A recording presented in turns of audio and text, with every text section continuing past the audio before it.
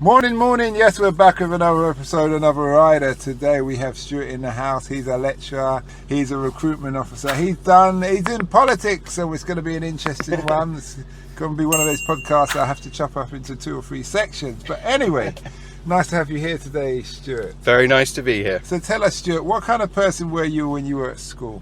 I talk too much. I think I probably like the sound of my own voice too much, and I sort of did well at school, enjoyed it, but yeah, probably that was definitely always the criticism. I talk too much. You talk too much, and you've overcome that since then? No, not really. Okay. I still like to talk. So when you left school, did you go straight to college, straight to university? I did. And what did you study? I studied history. History? Yeah. And I did 3, and I ended up doing 8 years of it, so I think I must have quite enjoyed it. So what is it about history that you love? Oh, I just find it fascinating about how different it is, how different things are to now. You know, how absurd and what people believed in or what people thought back in those days. And you have to sort of understand why they thought the way they did, why they did things the way they did compared to sort of how we think in the modern world. For example? Well, I was giving you an example about medicine being a good one, about how you had no understanding about how medicine worked, why it was good to have like clean hands, and why you'd get an infection. Everything was thought to be God's will, why bad things happened. So, you know, and they really have sort of understanding we do today about cause and effect. Okay. What's your favourite period of history? Well, I'd say I study the 18th century, so the 1700s. And I love it because it's full of absolutely crazy, mad characters and sort of basically insane rulers and all sorts of odd things that happened. It's a great period, and not enough people don't know enough about it. So who's the insane rulers? Well, I mean, there's a good one I've just been looking at, which was Frederick William I of Prussia.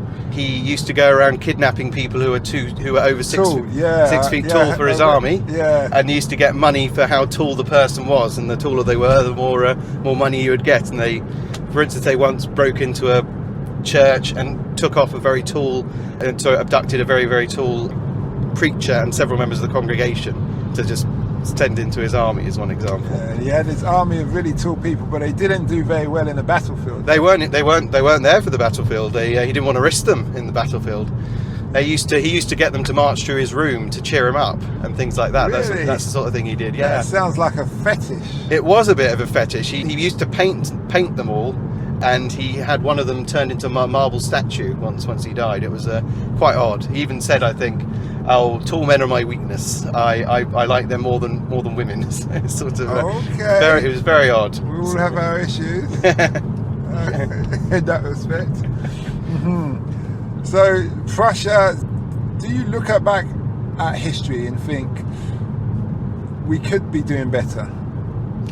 Oh, of course. Yeah, I mean, oh, you mean in terms of what they had things better but back even then? to where we are now. So you look at history, you look at how things have come, what we've been good at, what we've been bad at, and you still think we could be doing better.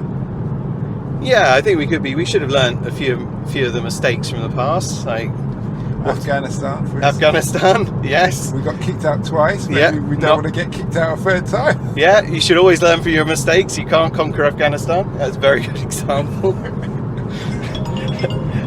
And probably main thing is we probably should learn that war doesn't tend to work very well. Putin should probably learn that.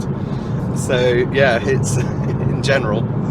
But then in saying that, and obviously you're a man in politics as well, what field of politics are you in? Oh well, so I am part of the Liberal Democrats, and I sort of work, I sort of volunteer for them, and I've stood as a candidate a couple of times and things like that, and hoping to maybe stand as a parliamentary candidate. So yeah.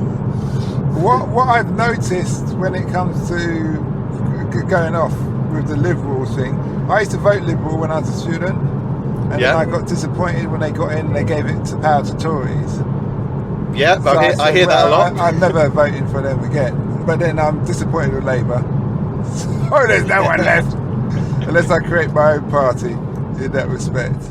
Yeah. Well, you could do, but it's got a lot of work. Long haul, man, a lot of work.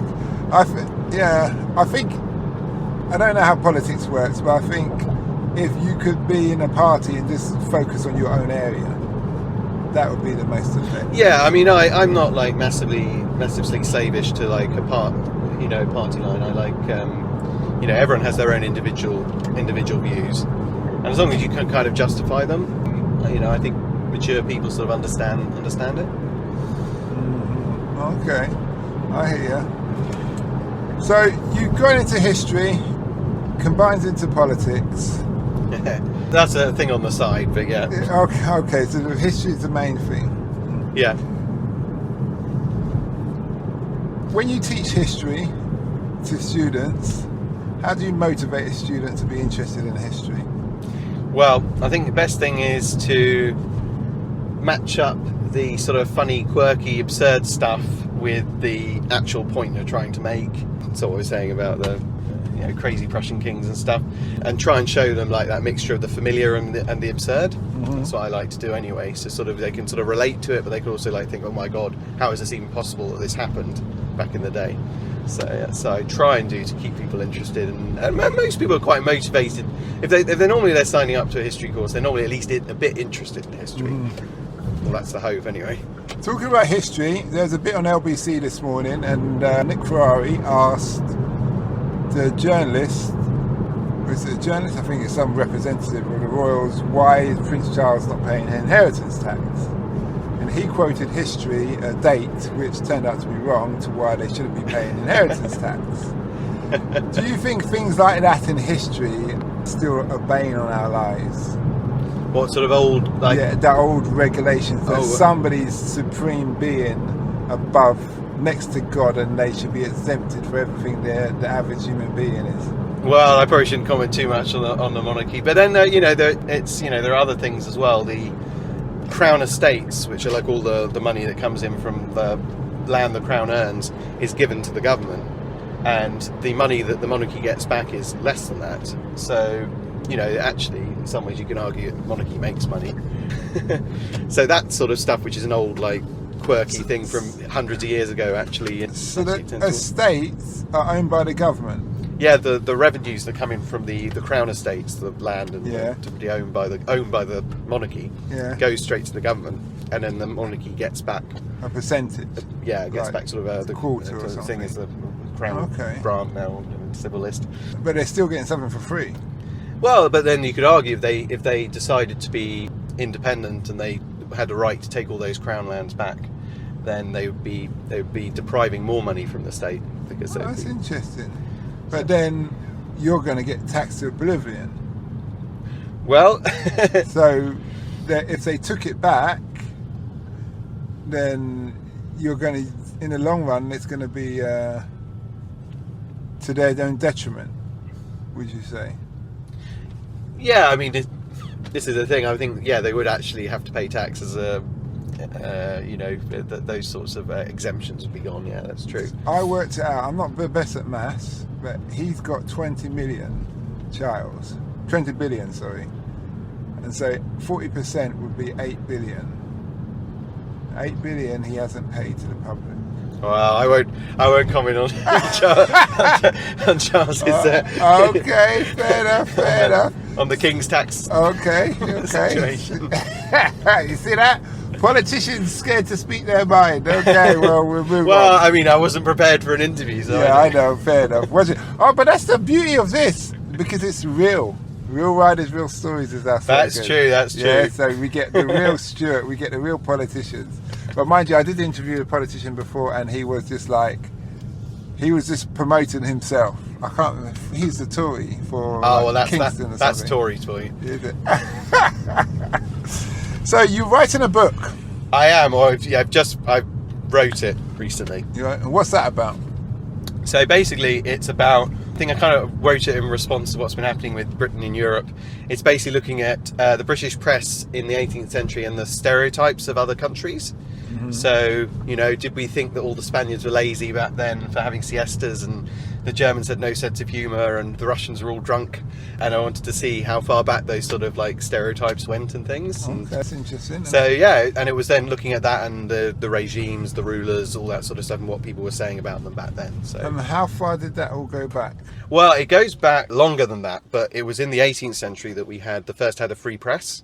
So the licensing act, the censorship lapsed, and then people were able to print whatever they wanted. It was kind of the Wild West. Everyone just printed all manner of stuff without much say-so about how it happened. So, but then I would argue that there are some truths in stereotypes of people and culture. I mean, there's a reason why they're there. Yeah, thank you. That's what I would be saying. Because the Spanish do have siestas and they do go to bed very late. And if you wake up in the morning and then you go back to sleep at 10 and don't wake up until 2, it can be perceived as a bit lazy. If you see what I mean. Well, as I say, what was said back then, what they said now, there's continuity. And Germans are serious. Huh? And Germans are serious people. They are quite serious people. Or if they do have a sense of humour, I don't understand it. Okay, but you found, so what did you learn about writing books that you wish you knew when you started? Very, very, very good question. Pacing, timing, managing your time, I suppose that's a very important part of it.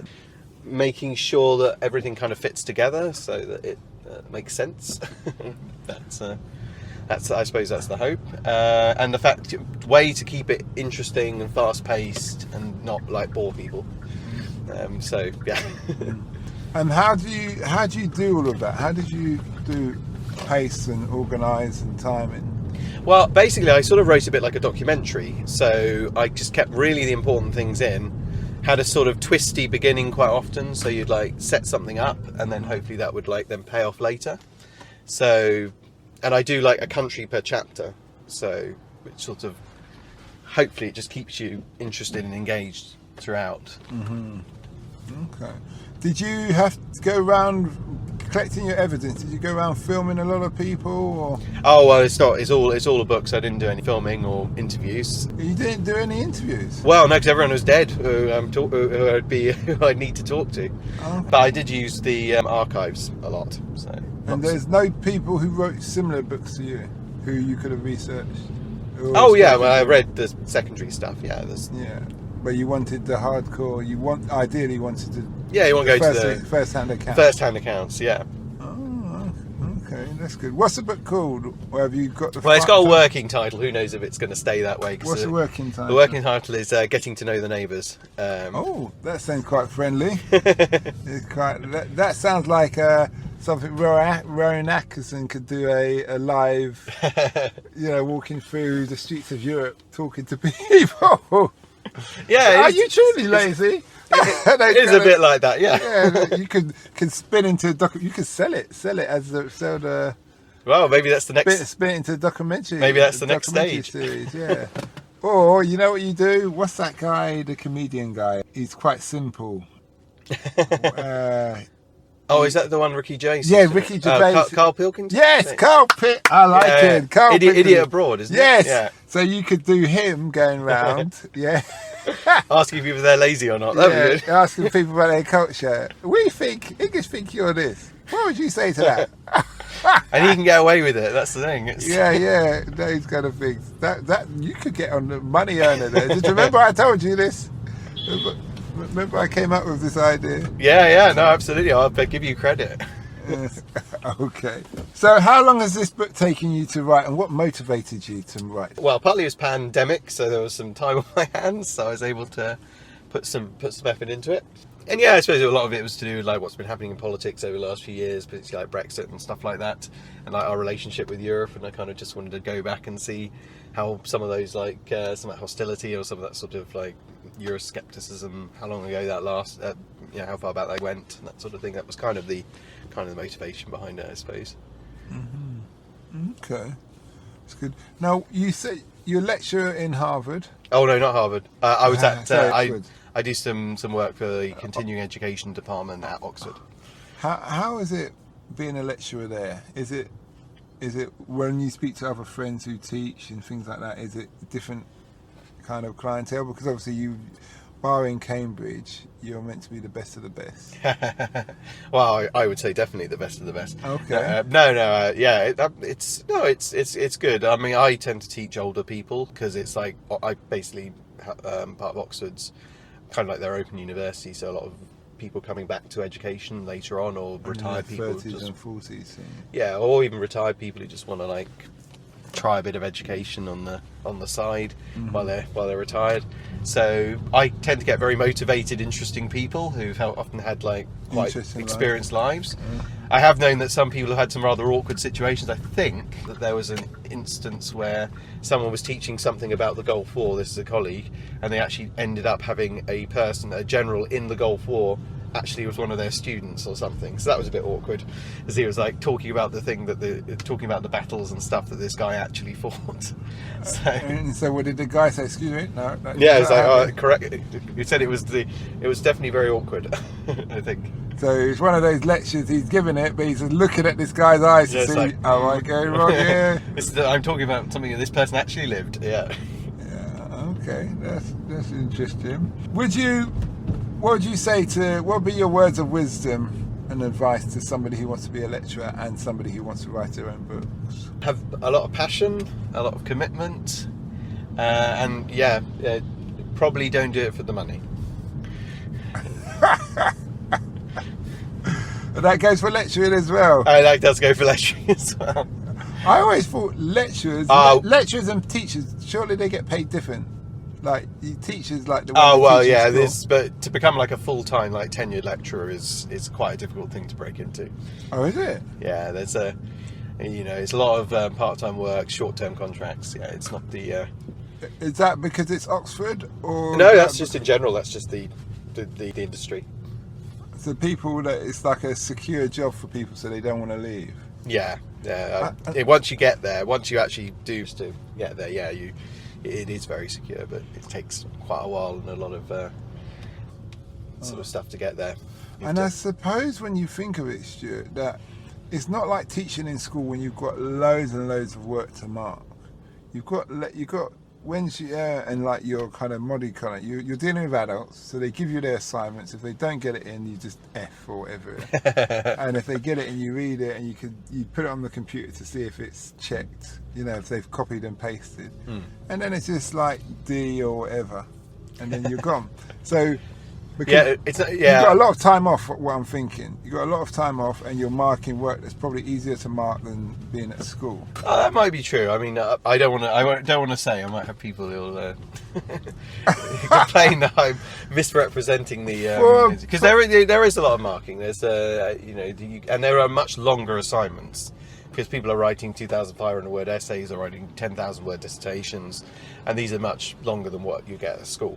Why is the need to delegate or stipulate how many words somebody should write an assignment for? I've never understood that. Well, I suppose it's because if you gave people like the license to do anything, that they would either write far too much or they would write not enough, and then you'd either and so you need some sort of guidelines so people can actually know what they're doing. Because I always thought that art is writing a lot, very little, but saying a lot. Yeah, I mean I found the best assignments normally are on the shorter side, because people have said what they want in a much more concise way, whereas people can get it can be a lot of just lots of words but not saying much with long sort of assignments. Are there any tricks or methods that you use when it comes to marking work? Like, what are the guidelines? How do you?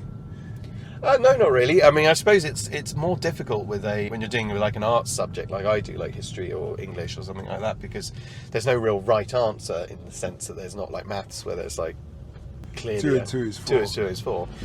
So you're having to make a lot of judgment calls about how good or bad something is, and you're sort of having to do it against some criteria. And you could disagree with the second marker, and we always double mark our stuff, so someone else might have something different, and you kind of like reconcile the marks together, try and come to a mark that both of you agree on. So there's always variation.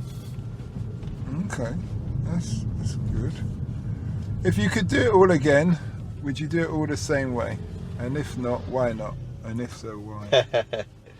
Yeah, I think I would. I definitely, really feel proud of what I've been able to do, achieve.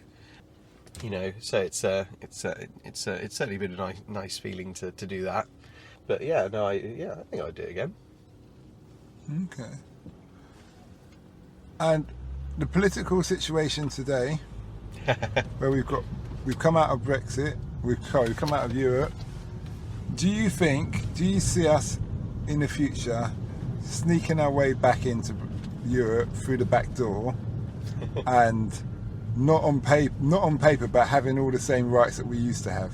Yeah, I think 100%. I think that it's just that we will have to eventually rejoin the single market, which you can do outside of the European Union, because it's, just the sheer economics of it mean that we will have to do something like that, I think, and may take 10 years, but you can't just put barriers up to trade and just keep them there with your largest market. So I think so. I think that's probably what will happen eventually. That was my thoughts exactly. Yeah. Especially London's I speak of London like it's a country. It's a Remain city. Yeah.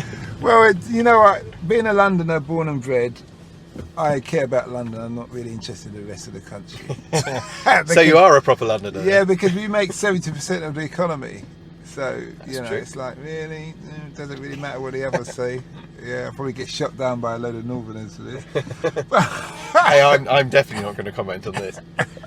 There are lots of lovely places around the country. Yeah, there may be, but their roads and infrastructure is built by our finance in that respect. But on another note, if you could fix anything in politics today, how would you fix it? How would I fix it? Yes. That's a really difficult question. You've got it shouldn't be your politician. Yeah, but it's like, obviously, people say, well, how would you what cause would you take on? Oh, well, there are a few I'm very interested in. So, obviously, repairing our relationship with Europe is a big one. That would be one I would definitely put quite high up on the list. Fixing the voting system, so we actually have a proportional system where your number of votes actually counts. A number of votes actually reflects the number of seats. How does that work now? Then you said, I'm totally ignorant to what you just said there. So basically, at the moment, with all these like safe seats, and you can get the Conservatives can win over 50% of the seats on 40% of people voting for them. I would just like a system whereby 40% of people voted for you, you've got 40% of the seats in Parliament. So what happened to Liberals before doesn't happen again? Is that right? Yeah, because but that's not that's not the only. No, because I'm just trying to understand. I'm not trying to put you in a corner. I'm trying to understand. Yeah, but it's just I don't like the idea that we don't have enough choice. It's just either Conservative or Labour, and it's duopoly between the two of them, and one follows the other. I don't think that's a great system. Labour's become more Tory. They didn't even back the voters, the strikers. Imagine you've got a name like Labour, you don't back the strikers. That doesn't make sense to me. Well, I mean, this is the thing. I kind of worried that Labour will get a really big majority at the next election, and then they will just not change anything. They don't seem to be doing anything particularly exciting, in my opinion. What they're offering. So, what I want is a hung Parliament with Liberals as the balance. That would be the best situation, I think. Okay. And I interrupted you during what was the other things that you said? Yeah. So changing the voting system, proper repairing relationship with Europe. Quite interested in criminal justice reform as well. I find that very interesting, and I think that we need to make sure that we actually have a sort of sensible way of dealing with a lot of things. For instance, like drugs, and move towards a more rehabilitation. Move towards more rehabilitation than just punishment. It should be what works rather than just punishing. I like fewer victims, and I think that's the best way of having fewer victims in the long run. Okay. I've got some things I want to tell you. So you're a politician. I'll just take you here and tell you this. Ex-military, I'm a believer in national service. Okay. I spoke to someone, I can't remember what country they're from, but they said the women do national service in... is that Israel? I don't know. Because they definitely do it there. Yeah, but they said the women do national service in their NHS. Men do national service in the military. Now, obviously, for PC reasons, you couldn't just shovel the women in one thing and not give them the opportunity to get shot. But I think there's a correlation between the knife crime age and the infantryman's age, and it's exactly the same. You've got 15 3/4, you can join the military, and you're usually in the infantry, depending on the regiment you're in, up until the age of 25, and then they kind of leave. And there's that same age that we have problems with knife crime. So if you drop them in the military, they can get education free. They all become super fit. They learn to work in the scene, different kind of people, all that thing. And the NHS is a good option for those who are weak and scared to go to the military, because you could be a postman in the military. You go work at NHS, and then all those little jobs where nurses are pushing a patient from one place to another, you do. Yeah, I mean, there's do you think already, that's a good idea? there's already a national citizen service, but the thing is, it's voluntary. But I think your thing is you want to obviously push. You've got to just say, this is what you're doing. Everybody needs to get on board. Yeah, I mean, the thing is, I just always, I don't like the idea of forcing someone to do something. I don't think that's very liberal. And also, national service, we only ever had national service briefly in the sort of 40s and 50s. Okay. We have a history in this country of not having national service. We're always very proud of the fact that we didn't. Mm-hmm. That's why in the First World War we basically waited quite a long time before we actually had conscription, because it was against British liberty to force people into national service. Mm-hmm. So I suppose on like those instincts, I'm sort of would not be happy about forcing someone. But then we could do it in the sense of it's a national service, because we all get forced into things whether we like it or not. You're forced into making payments with methods that you'd rather use in cash. You get paid at monthly things. There's lots of things you get forced in life, but what you could do, and I do like what you're saying, is saying, okay, if we're going to war with another country, then those people who are in national service don't have a choice not to go, because you're just doing national service for the nation, not. Do you see what I mean? I mean, in times of war, it's different, I suppose. That's it's a national emergency. Therefore, you need to get people to. Most people would accept conscription if it was like, if you're actually You'll be fighting. surprised. You'll be surprised. Believe me, I've seen some people run away at last minute. They've turned around and said, I don't want to be here. I can't do this. I've seen it, mate. Yeah, but they weren't conscripted, were they? That's even worse. They volunteered. Yeah, that's the whole point, because you got to the whole training thing with us, and then you just bottled. But I suppose training is just different to like real frontline service, isn't it? So people get a rude awakening, get a shock when they actually going off from the training to actually seeing it in real life. Okay. The other thing, what comes to mind, is health and reducing NHS costs. Yep. And I'm a big believer in everybody must exercise as youth every day, proper exercise. So every school, you laugh. No, it's just because you said about me panting with earlier when I was running. So what I would say is every school must have like an athletics ground, including a swimming pool. And every day, all the school children do some fitness. And the poor school children, you also offer breakfasts for them in the morning, because then you can get away with what's that? Child benefit. You don't need to worry about child benefit, because they're getting fed for lunch, they're getting fed for breakfast, and and they get free school uniform for the poor kids. So I come from children's home, so that's why I say cater for them, because then it eases problem with NHS, social workers, and NSPCC. Do you see what I mean? Yeah. And by the 16 years' time, the first set of kids that come out of schools, all schools, will be very fit, very healthy. Barring will be winning the Olympics, but also it reduces the cost of NHS. Because when I speak to these doctors and nurses and people in A&E, I say, how many times do you see somebody who's come through A&E and it's not an accident like a road traffic accident or something, and they've just got a general health problem, and they have a six-pack and pecs, and they go, never. I said, exactly. Because people aren't looking after themselves. So the people who are causing the problems are people not looking after themselves. What do you think of that? Well, I suppose it's. I do agree that you can do a couple of things. I believe in like the proactive policy of actually, as you say, trying to encourage people to have exercise, trying to actually, improve their bodies. But I'm not a fan of like taxing people who are overweight or sugar tax and things. Again, it's kind of. But you wouldn't need to tax people overweight if everyone's exercising. No, every day. agreed. That's what I think. You So see what I mean? I believe in the carrot rather than the stick in that sense. So yeah. Okay.